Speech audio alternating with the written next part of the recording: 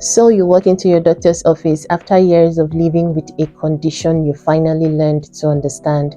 You spent countless nights searching for answers online, watched videos, read articles, joined support groups, explained your diagnosis to your family, friends, and maybe even your employer. You've learned to pronounce Polycystic Ovarian Syndrome and learned to live with it.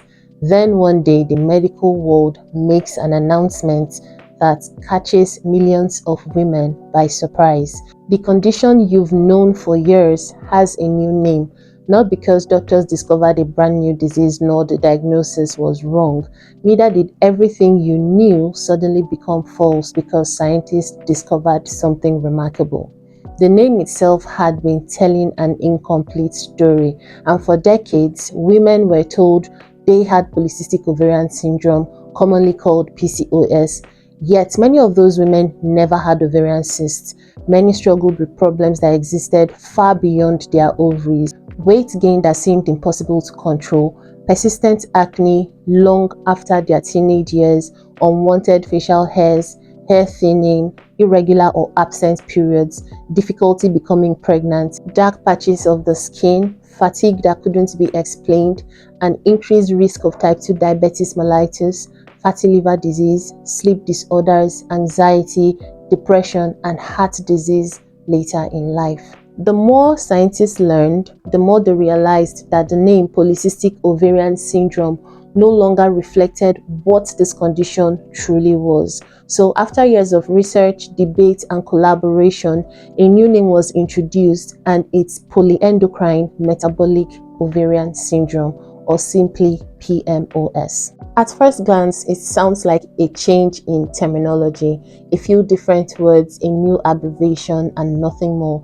But by the end of this series, you'll understand why this is one of the most important changes in modern women's health, as this isn't just the story of a new name, it's the story of a disease that medicine itself had to learn to see differently. So, hello health detectives, welcome. Today we are investigating one of the biggest changes in women's health in decades, and it's an exciting one. So make yourself super comfortable and let's begin. Whenever a disease or condition receives a new name, it's natural for people to wonder if everything has changed. So if you've lived with PCOS for years, you may have asked yourself questions like, does this mean I was misdiagnosed, or is PMOS a different disease, or do I need a different treatment? The answer is no. Your diagnosis has not suddenly become incorrect. The condition affecting you is still the same symptoms, same hormonal changes, but what changed is the understanding of the said condition.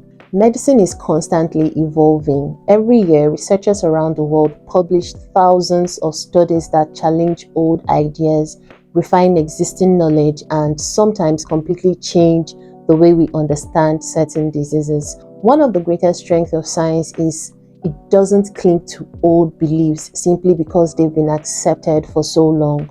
When new evidences paint a clearer picture, medicine adapts, and that may mean changing a treatment, writing clinical guidelines, and sometimes it means admitting that the name we've been using for decades no longer tell the whole story, which is exactly what happened in this case. For years, health experts from endocrinology, gynecology, reproductive medicine, metabolism, primary care, and patient advocacy groups began asking the same questions, that if this condition affects far more than the ovaries, why are we still calling it an ovarian syndrome? If many women diagnosed with it don't actually have ovarian cysts, why does the name continue to suggest that they do? And perhaps the most important question of all is, has the name itself been preventing women from fully understanding their own condition?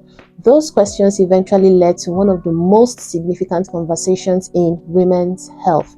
But to understand why the name changed, we first need to understand where it all came from. And for that, we have to travel almost 100 years back in time, when doctors had no ultrasound machines, no sophisticated hormone tests, no understanding of insulin resistance, and all they had was only careful observation and a mystery waiting to be solved.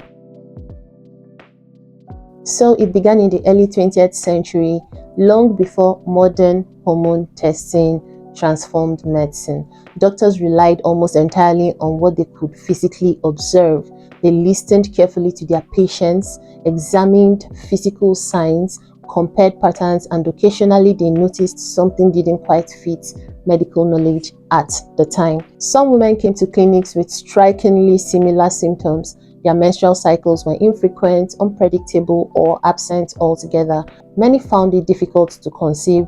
Some had enlarged ovaries, others developed excess facial or body hairs, suggesting unusually high levels of male hormones. Doctors knew that these symptoms were connected, but they didn't know why it was. In 1935, two American gynecologists carefully documented a group of women who shared these patterns of symptoms. Their observation became one of the first formal descriptions of what would later be known as PCOS. At that time, they noticed that many of these ovaries appeared enlarged and contained numerous small fluid-filled structures. Based on what medicine understood then, those structures were believed to be cysts, and they became one of the defining features of the syndrome. Given the knowledge available in the 1930s, the name made sense as it described what doctors could see, but science has a way of revealing that what we first notice is not always the whole truth. The very feature that gave PCOS its name wasn't actually the defining feature of the disease, and in many women it wasn't even present at all. That discovery would challenge nearly a century of medical thinking. Now let's start with this question. If the condition was called Polycystic Ovarian Syndrome, why are scientists now saying that many women with the condition don't actually have ovarian cysts? Was medicine wrong? Not exactly. Medicine was only working with the best knowledge available at the time. But to understand what happened, we first need to get to the difference between a true ovarian cyst and what doctors were actually seeing. So imagine you're looking at an ultrasound image of an ovary. On the screen, you notice several small, round, fluid-filled structures. Years ago, those tiny circles were commonly described as cysts because it seemed like a reasonable conclusion. And after all, they looked like small sacs filled with fluids. But as ultrasound technology improved and scientists learned more about ovarian biology and realized that those tiny structures were something entirely different. They weren't abnormal growths nor dangerous sacs developing in the ovaries. They were simply follicles, and that distinction changed everything. Every month, your ovaries prepare for the possibility of pregnancy. Inside each ovary are thousands of microscopic follicles. Think of follicles as a tiny nursery, and inside that nursery is an immature egg, carefully protected while it develops. At the beginning of every menstrual cycle, several follicles begin to grow. It's almost like a competition. Each follicle is responding to hormonal signals from the brain, hoping to become the one that fully matures. Usually, one follicle takes the lead. It grows larger than the others, and eventually it releases its egg during the ovulation period. Now, the remaining follicles stop developing and are naturally reabsorbed by the body, and this process repeats itself month after month throughout the reproductive years until menopause. But in women living with PMOS, something interrupts that process. The hormonal signals become unbalanced, ovulation doesn't occur regularly, and instead of one follicle maturing and releasing an egg, many follicles begin to grow but never reach full maturity. They become stalled and almost frozen in time. So imagine a classroom where everybody starts an exam but nobody is allowed to finish and submit. The room gradually fills with unfinished work. That's very similar to what happens inside the ovary during PMOS. These immature follicles remain visible on ultrasound, and when many are present together, they create the appearance that originally inspired the term polycystic, but they are not true cysts because they are immature follicles that never completed their journey. That may sound like a small technical detail, but it's one of the biggest misconceptions in women's health, because the word cyst can be frightening, or sacs that need to be removed. Some even worry they have cancer, while in reality, That's usually not what's happening at all. These follicles are signs of disrupted ovulation, not dangerous cysts growing inside the ovary. And here's something even more surprising. Not every woman diagnosed with PMOS has the appearance of these immature follicles on an ultrasound examination. Some women meet the diagnostic criteria because of irregular ovulation and elevated androgen levels, while others have hormone changes and metabolic abnormalities without the classic follicle pattern. In other words, a woman can have PMOS without having what most people think of as polycystic ovaries. Now, just imagine the confusion this has created for decades. A woman is told she has PCOS, she has an ultrasound, but the scan doesn't show the classic appearance or what she was expecting to see.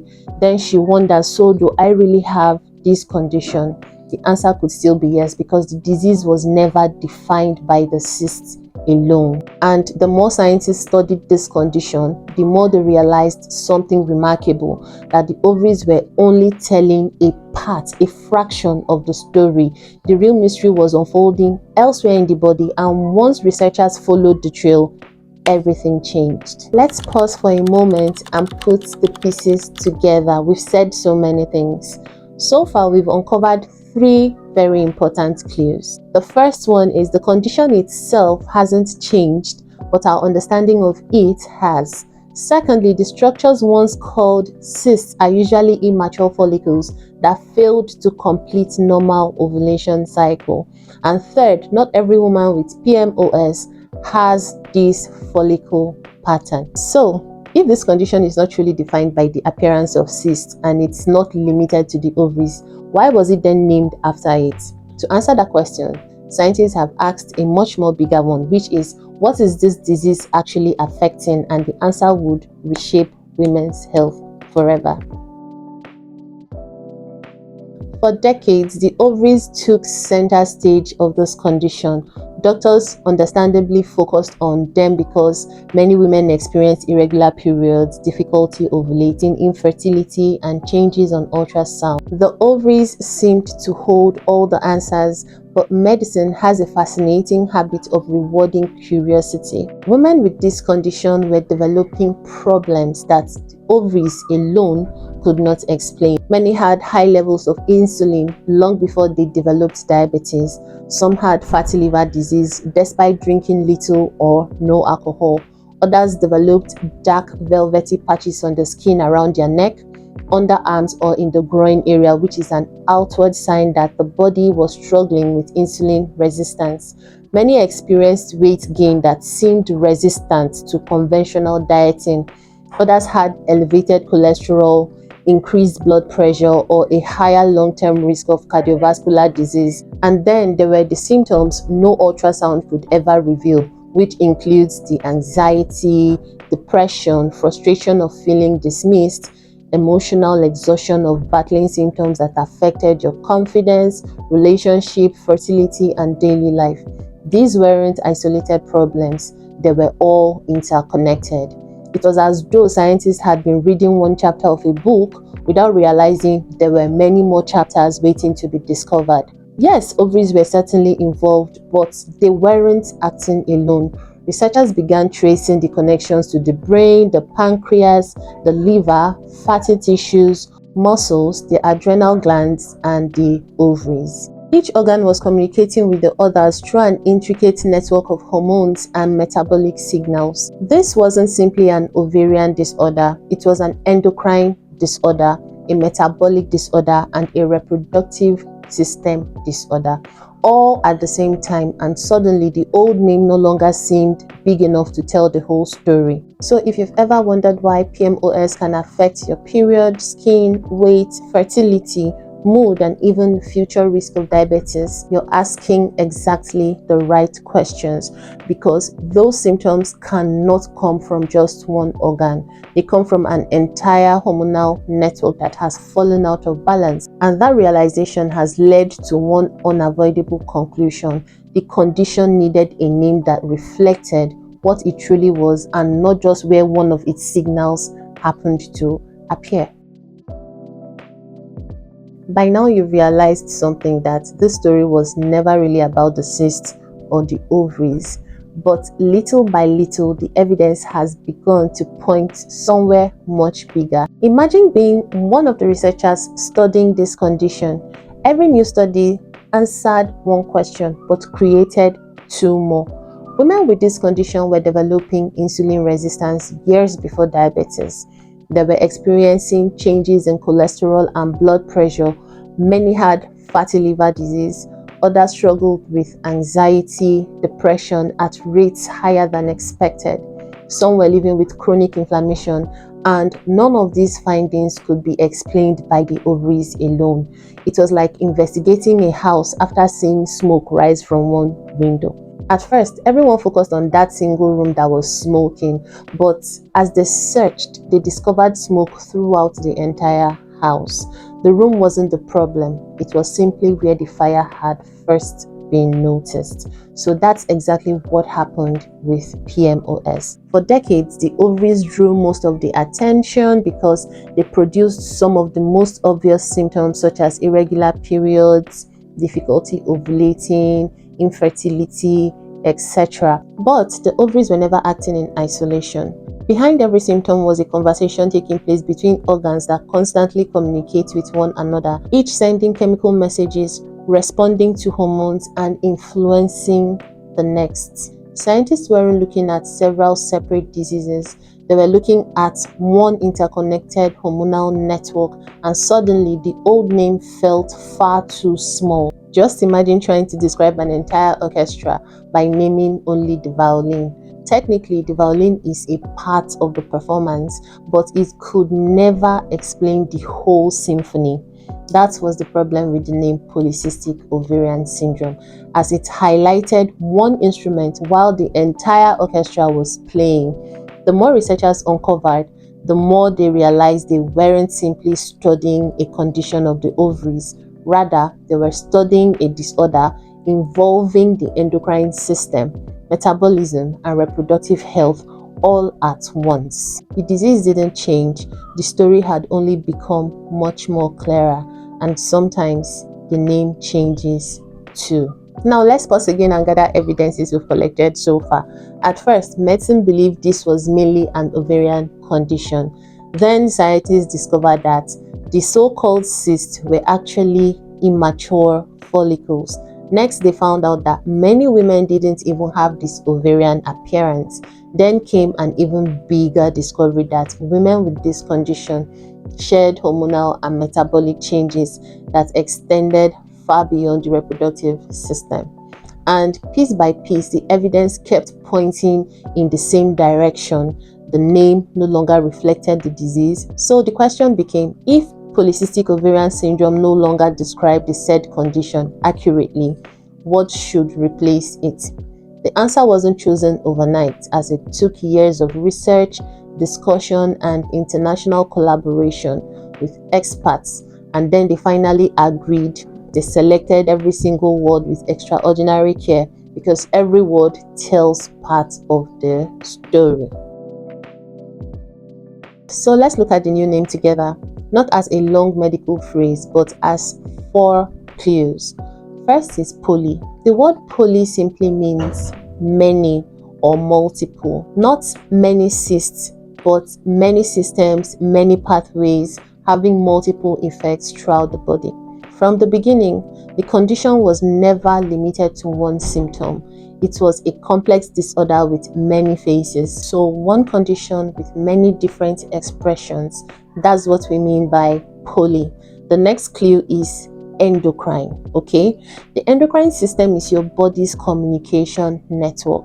Imagine a country where messages are constantly traveling between cities. Those messages tell the organs when to grow, when to rest, when to release hormones, when to store energy, when to ovulate, and when to prepare for pregnancy. Hormones are those messages, and the glands that produce them make up the endocrine system.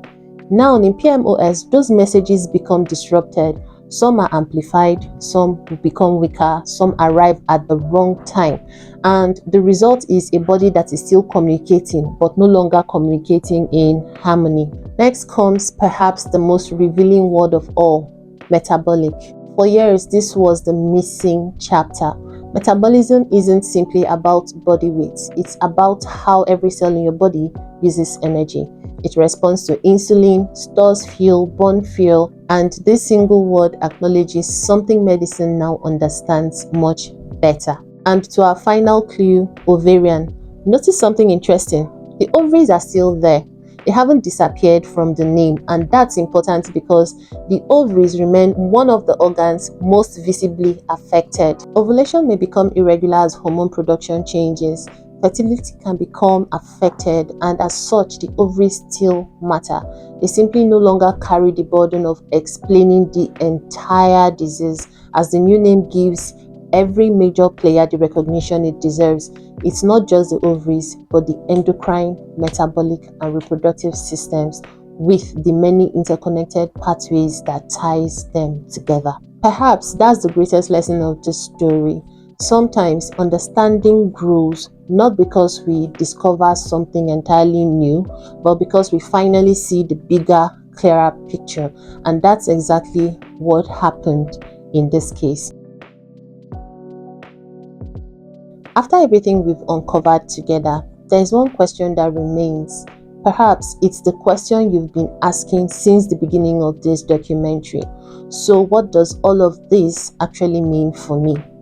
If you've been diagnosed with PCOS, should you now say you have PMOS? Was your diagnosis wrong? Do you need a different medication? Has the condition itself changed?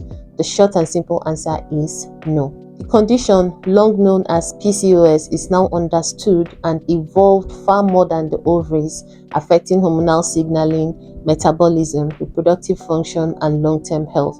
And because of that, many researchers and clinicians believed the traditional name no longer captures the full picture, but today the condition has officially been renamed PMOS, Polyendocrine Metabolic Ovarian Syndrome, as decades of research have shown that this condition involves much more than the ovaries alone, as it can have long-term effects on many organs throughout the body. If you've been diagnosed years ago or recently, your diagnosis still stands. Likewise, if you're currently receiving treatment, don't stop your medications simply because you've heard about the new name. Your treatment should always be guided by your healthcare provider based on your symptoms, medical history, and personal health goals. But what should change is the way we think about this condition. Instead of seeing it as simply an ovarian disorder, we should understand it as a complex condition involving the entire endocrine, metabolic, and reproductive systems. You stop asking what is wrong with my ovaries, but start asking how are my hormones, metabolism, and reproductive systems communicating with one another. That simple question opens the door to better understanding, research, better care, and hopefully a better future for millions of women around the world. So today, people, we didn't just learn a new name, we witnessed how science grows, but one mystery still remains. If PMOS affects so many different systems throughout the body, how can one condition produce such a wide range of symptoms? To answer that, we'll have to follow the hormonal signals traveling throughout the body in the next episode, because I know you're tired, and that's exactly where our next investigation begins.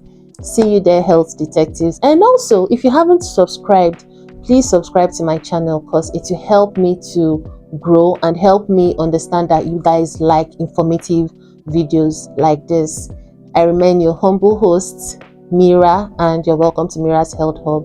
Share with your female friends, your sisters, your aunts, your moms, and anybody that you feel this information would be vital for. And until then, love yourselves. Bye.